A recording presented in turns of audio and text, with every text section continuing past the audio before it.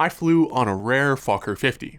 These Dutch-built turboprop airliners were designed as a successor to Fokker's popular F27 Friendship, of which over 500 were built.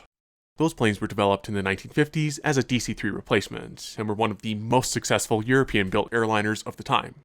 Developed in the 1980s, the newer F50 incorporated quite a few design changes, most notably the replacement of the Rolls-Royce Dart turboprops with more efficient ones from Pratt & Whitney Canada.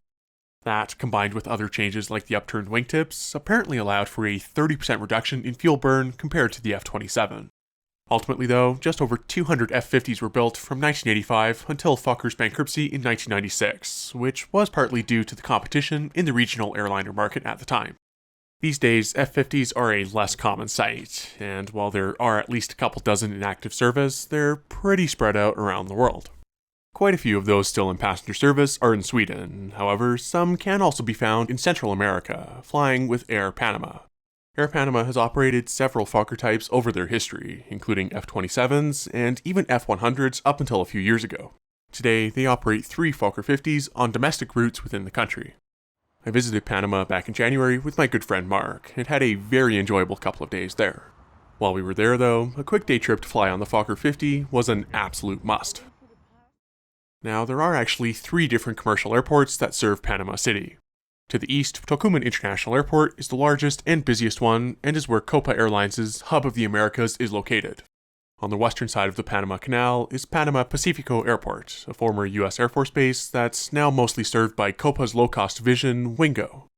However, much closer to the city center than either of those is Marcos A. Helebert International Airport, also known as Albrook Airport. This sees a fair bit of use by general aviation, and is also where Air Panama is based, as is its fleet of Fokker 50s. Being a regional airport, the terminal here is fairly modest, but has a nice open check-in area with a couple different lines for Air Panama. Today, we'd be flying to the town of Bocas del Toro, which I'll talk about a little later on, and then right back here for 2 flights on the F50. We had already checked in online and picked our seats, which was straightforward enough, although it did take a couple tries to actually check in. However, security here wouldn't accept the digital boarding passes that Air Panama sent us, and so we had to wait in line anyway. We eventually got these very nice physical boarding passes and made our way through security to the waiting area. Post-security here, there isn't much except for plenty of seating and also these great close-up views out the windows of one of many F50s here at the airport. The first ride for today though would be this 34-year-old Fokker 50 parked 1 over, registered as Hotel Papa 1793 Papa Sierra Tango. This one was first delivered to SAS Commuter in September 1989 and was transferred to Air Baltic about 10 years later. It flew with Air Baltic for another 14 years and then joined Air Panama's fleet in June of 2013. Now, I think this might have been my first time seeing one of these planes in person. I have seen an older Fairchild-built F27 in a less than flyable state in Saskatoon, but have never actually gotten to see a newer F50 for myself. All the more reason to do this. Since Albrook is a regional airport, the offerings post-security are limited to 1 vending machine, but I was pleasantly surprised at just how cheap things were. Not long after that though, boarding was called for Bocas del Toro, and we made our way on board the Fokker 50.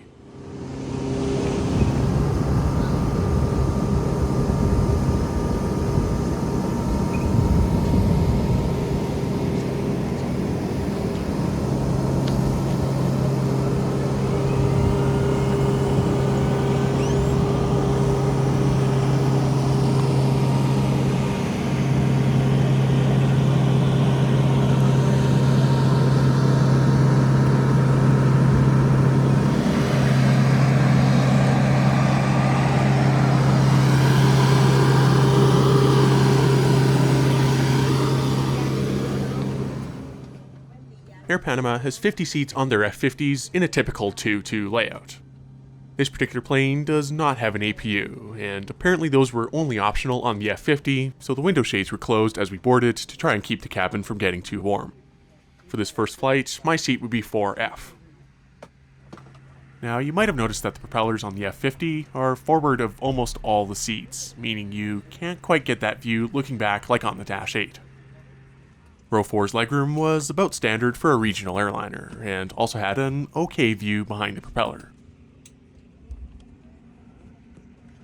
At this point, I was pretty thrilled to be here flying on a rare type like this.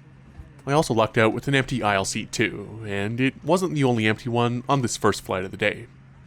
Pretty soon after boarding was complete, the right engine was started up, and we got some much needed airflow throughout the cabin. Here's the departure from Albrook Airport off of runway 01.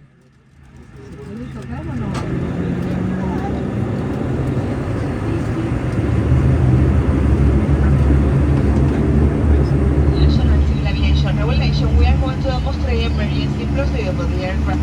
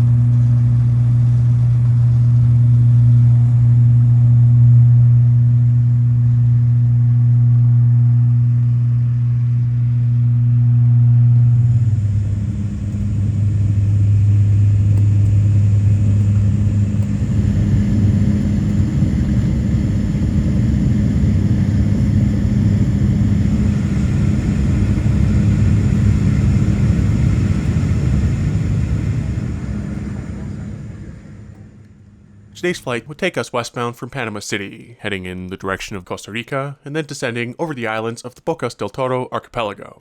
These islands are apparently a pretty popular destination for backpackers, surfers, and eco-tourists.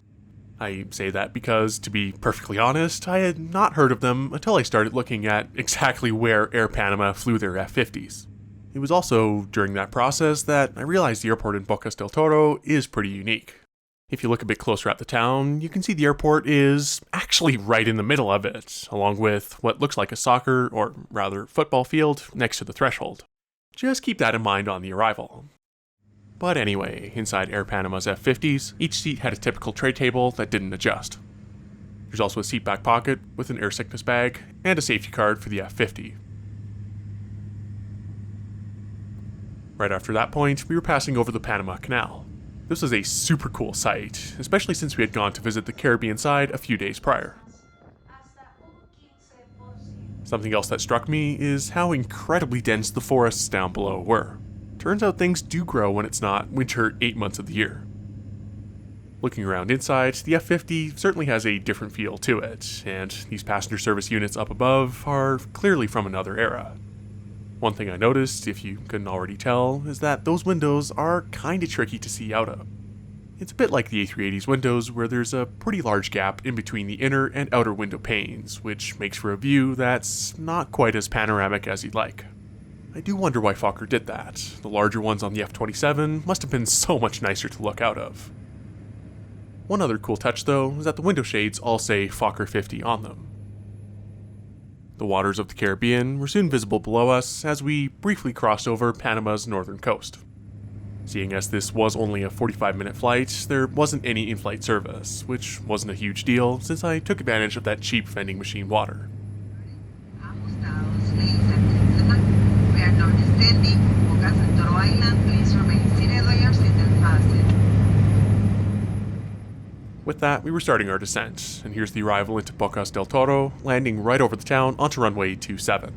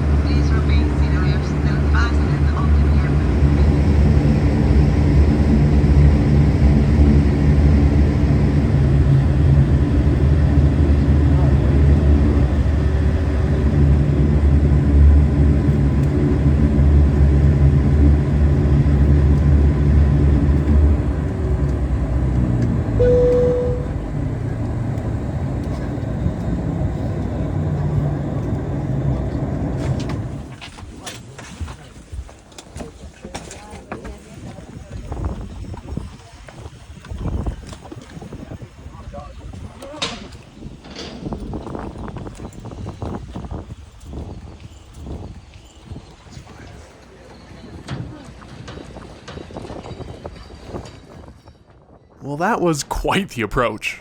First things first, we wanted to see our plane departing back to Panama City, so we made a beeline right for that field.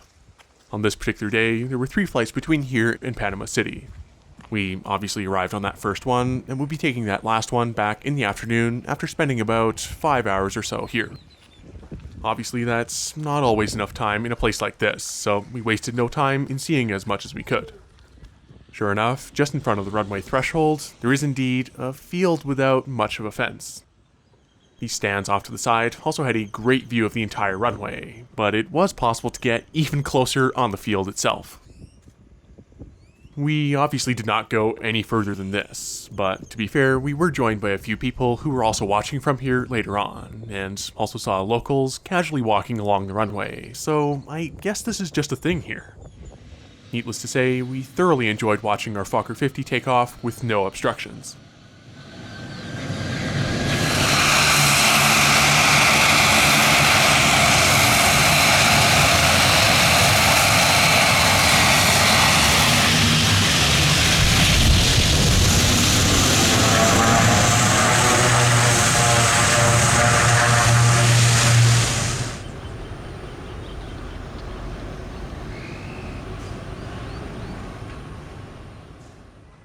With about 2 hours until the next flight, which we were definitely coming back for, we took some time to walk around the town a bit. Bocas town is home to about 8,000 residents, although that number is from 2010, so it's probably changed a bit. As you can see, most of the coastline around the town has been built up, with many of these buildings being right on the water.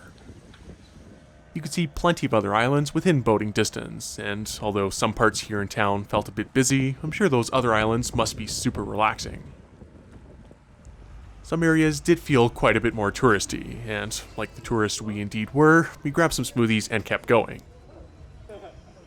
It is very pretty here, and I can certainly see the appeal, even if you're not here for airplane-related reasons like we were. After walking around for a while, we made our way back to the airport, wanting to make the most out of that rare view from the field. Pretty soon, there was indeed another Fokker 50 skimming the trees and rooftops.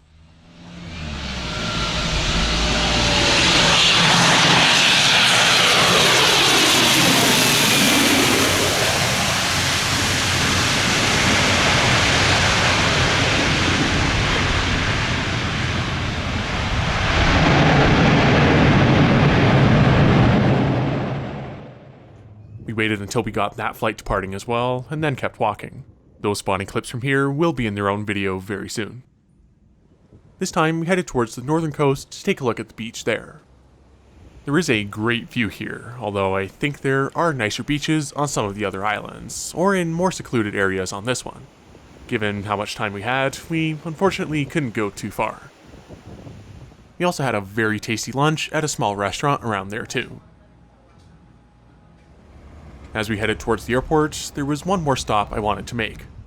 If you look at the satellite image of the airport, you can see there are a couple of buildings that don't seem to be connected to the rest of the town, along with these paths that seem to go across the runway.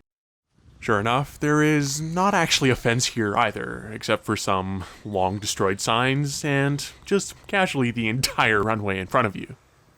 The fact that this is a thing at an airport that gets regular turboprop service is pretty mind-blowing. Don't get me wrong, this is awesome. I'm just very used to commercial airports being surrounded by razor wire topped fences. We obviously didn't go past those signs either, but it's too bad there wasn't another flight before ours, because the view from here would have been insane.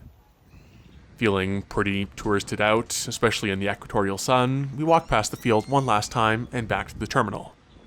Bocas was certainly an interesting place to visit, and it would have been nice to stay a bit longer, especially on one of the other islands. From what I can see online, there have been some discussions about potentially building a new airport for the island, but this one has easily been one of the most unique airports I've ever filmed at. The terminal seems to be just big enough for an F-50's worth of passengers. There's the main check-in area for Air Panama, as well as a waiting area before the security checkpoint.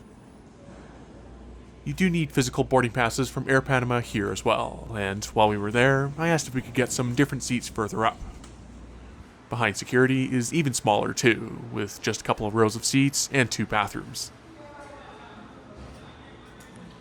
Not long after that, the F-50 taking us back to Panama City arrived on runway 27, the same one operating that midday flight, registered as Hotel Papa 1899 Papa Sierra Tango.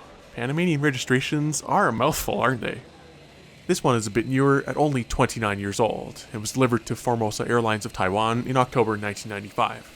That carrier later merged with Mandarin Airlines, who kept this plane until 2008. Alliance Airlines of Australia later flew it from 2008 until 2021, and it eventually joined Air Panama's fleet in November 2022.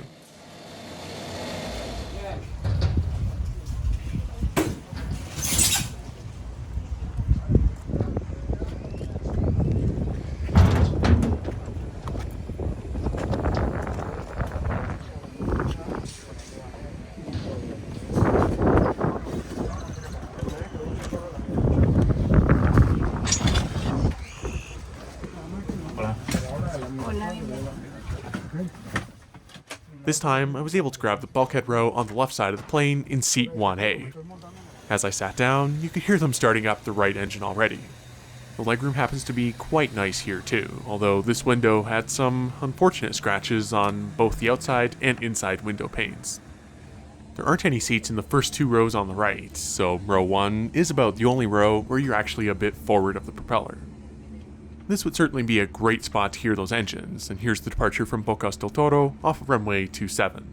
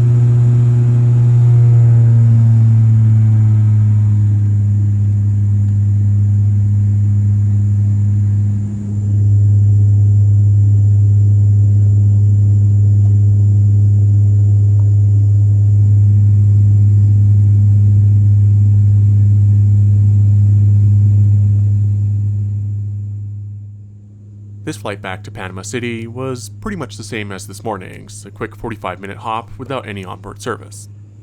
Here in the bulkhead row, there is still one of those literature pockets on the wall, and about the only thing different here are some emergency exit instructions.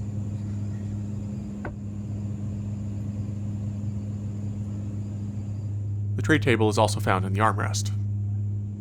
Strangely, this seat didn't seem to have the Fokker 50 on the window shade like the other one did. Looking around the cabin a bit more, it is interesting to see the slight differences, at least compared to a more common turboprop like the Dash 8. There's also this lowered bit of the ceiling where the wing spars are.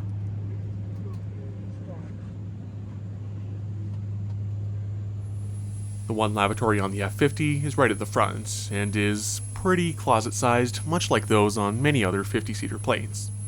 It was clean, however, standing up straight was not an option. Back in my seat, the coast of mainland Panama was visible below us once again, and, all things considered, this was a very fun day trip. The overall experience with Air Panama was pretty decent. As a regional carrier, it's not like they can do that much to stand out anyway, although I think they would have had time to at least give out some drinks. Today was obviously all about the Fokker 50 though, and it was nice to actually cross this plane off the list in a way that didn't necessarily mean going someplace and then leaving immediately. It was fun looking around Bocas del Toro, as a place that I might not have even known about if it wasn't for this very niche aviation element. That is part of why I love doing these sorts of random flights, getting to see new places while also riding on these airplanes that you just won't be able to in the future. Plus, the airport in Bocas del Toro seems to be something of a hidden gem for plane spotting, and I certainly hope it stays that way. So, as we fly past the Bridge of the Americas on approach to Albrook, I can truthfully say I had a great day seeing some more of Panama, and I'm very glad to have flown on the Fokker 50.